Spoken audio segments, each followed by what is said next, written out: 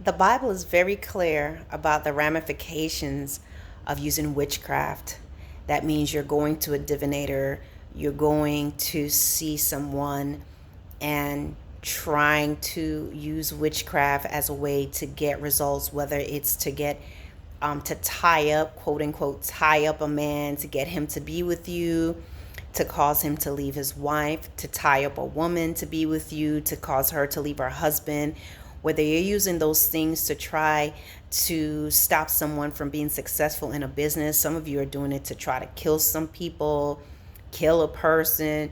You'll be surprised. Some of you are also, doing it to try to get some luck and some changes in your life. But in this case, we're talking about people that uses witchcraft and those means, as a way to get someone out of the way or to cause someone to fall in love with them. I'm going to tell you how this works. A lot of times you all are going to be instructed by whoever you're seeing to bring something that belongs to them, whether it's just to write their name on a piece of paper. But a lot of times in the area of love, they're going to tell you to bring something that belongs to them, something that they're going to wear, and you're going to bring that. And sometimes they'll tell you you have to do certain things, whether they tell you, okay, you need to put a little bit of your women, put some of your menstrual blood in certain things, or to give them some of your blood so they can do something with that. Whatever it is that you decide to do, even if it's as simple as bringing a picture of that person or bringing an item of clothing or following specific instructions, going home and putting stuff in the house, under his bed, in the closet, under her bed, in her closet. All of that stuff that you're doing actually has no power whatsoever. You see, the only thing that you're doing is that you're showing that you are in agreement with the powers of darkness. And while you're bringing your pictures and you're taking home, you're bringing pictures and in some cases following instructions and putting things at people's doors and dropping things off at, throwing stuff in other people's backyard, or trying to bury his clothes and use witchcraft, that type of stuff. Whatever it is that you're doing, the trick of the enemy is, the crazy thing about it is, the devil will let you feel like you're doing this stuff to tie them up and to bring them harm, when in actuality what you're doing is you're setting that up for yourself. You are tying yourself. You are setting yourself up. Whatever you're burying yourself. Whatever it is that you're putting your blood in, you're actually tying yourself, and you're actually making a pact, a demonic pact with the power of darkness. They promise you that, yeah, this man will come to you, and you'll see some indication of it, some interest, something there. But it's never for you to truly have happiness.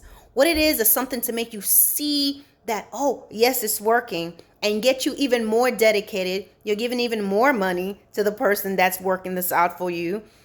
But most importantly, you are in agreement and you're saying to them, yes. So every time they say, take this and put this in your house, take this and put this in the backyard, take this and throw this outside, take this water and do this with it.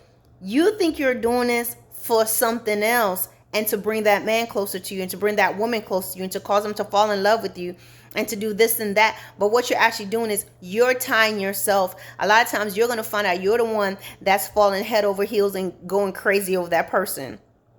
But most importantly, it's not even about those demons and spirits are not even looking at, they don't care about you and they don't care about him. What you're doing is you're making a pact with them.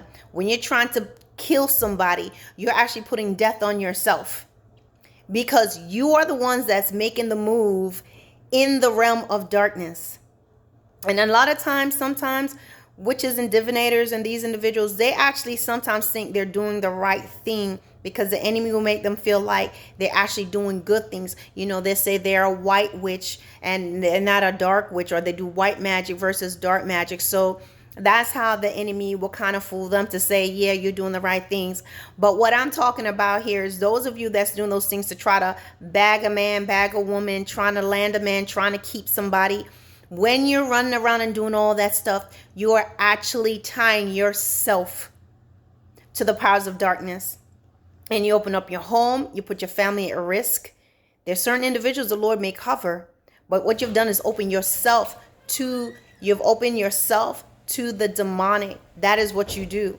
Another thing that you also will do is you are going to pay that price, whether it could be your own life, whether some freak stuff going on with you. You may get that man and you have misery. You may get that woman, you have misery. The enemy you may have him and they just string you along because it's never really a true thing. Not only that, when you try to bring spells and demonic activity against the children of God, you're trying to do that. That is a dangerous thing to do, because you're going to find no matter what you do and no matter what you try to do, it's not going to work. It's going to come back. You got to do more and you got to spend more money, and it's going to be more frustrating. And the more you keep trying to do that, that devil that you're trying to send, that demon that you're trying to send on that man and woman of God to do them harm, to break up their marriage, to try to get that man of God to fall in love with you, to try to get that woman of God to fall in you, trying to get that regular man or woman to fall in love with you, that spirit will turn around and devour you.